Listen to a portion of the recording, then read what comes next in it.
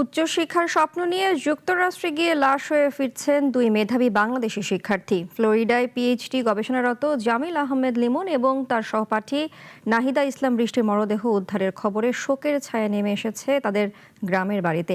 এ নিয়ে আমাদের প্রতিনিধিদের পাঠানো তথ্য ছবিতে আরও জানাচ্ছেন মোস্তফা কামাল তোহা। বুক ভরা আশা আর চোখে রঙিন স্বপ্ন নিয়ে মাত্র 7 মাস আগে ফ্লোরিডায় পাড়ি জমিয়েছিলেন মাদারীপুর সদরের খোয়াজপুর ইউনিয়নের চরগোবিন্দপুর গ্রামের নাহিদা ইসলাম বৃষ্টি। নোয়াখালী বিজ্ঞান ও প্রযুক্তি বিশ্ববিদ্যালয় থেকে পড়াশোনা শেষ করে পাড়ি দিয়েছিলেন অজানাকে জয় করতে, কিন্তু সেই স্বপ্ন এখন এক দুঃস্বপ্ন। 16 এপ্রিল নিখোঁজ হওয়ার 9 দিন পর শনিবার বৃষ্টির মৃত্যুর খবর পৌঁছায় তার স্বজনদের কাছে। প্রিয় সন্তানের এমন নৃশংস মৃত্যু কোনোভাবেই মেনে নিতে পারছেন না গ্রামবাসী। মেধাবী এই শিক্ষার্থীর অকাল বিদায় স্তব্ধ পুরো এলাকা। পড়ালেখা করে বিদেশ যায় যদি এরকম যদি মারা যায় তাহলে কিভাবে একটা মেয়ে এইভাবে থাকে, এটাই আমরা করতে চাই আপনাদের কাছে।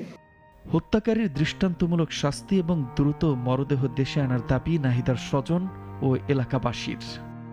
আমার বোনের যেন সুষ্ঠুভাবে বিচার হয়, এটাই হচ্ছে সরকারের কাছে দাবি।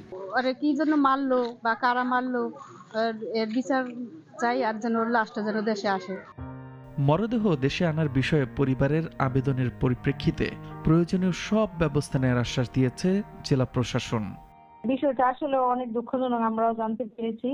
তো আমরা তার পরিবারের সাথে যোগাযোগ করে একটা প্রসিডিউর ম্যাটার আছে, একটা আবেদন লাগবে, আমরা এটা প্রবাসী কল্যাণ মন্ত্রণালয়ে পাঠানোর ব্যবস্থা করছি, যাতে তার লাশটা আমাদের মাদারীপুরে আনার ব্যবস্থা করে।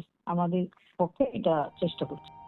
অন্যদিকে বৃষ্টির সাথে নিখোঁজ পরবর্তী নিহত হওয়া মেধাবী জামিল খুলনা বিশ্ববিদ্যালয় থেকে অনার্স শেষ করে উচ্চশিক্ষার জন্য যুক্তরাষ্ট্রে পাড়ি জমান। পিএইচডি গবেষক হিসেবে যাত্রা শুরু করেন একই শিক্ষা প্রতিষ্ঠান ইউনিভার্সিটি অব সাউথ ফ্লোরিডায়।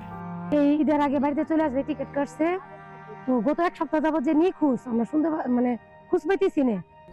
জামালপুরের মাদারগঞ্জের করইচড়া ইউনিয়নের মহিষবাথান এলাকার জহুরুল হকের ছেলে জামিলের মৃত্যুর খবরও আসে প্রায় 10 দিন পর।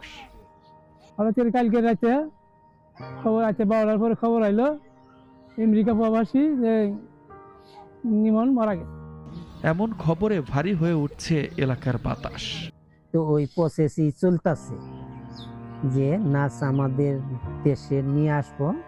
স্বজনদের একটাই চাওয়া, প্রিয় মানুষের নিথর দেহটি যেন শেষবারের মতো একবার দেখার সুযোগ পায় তারা।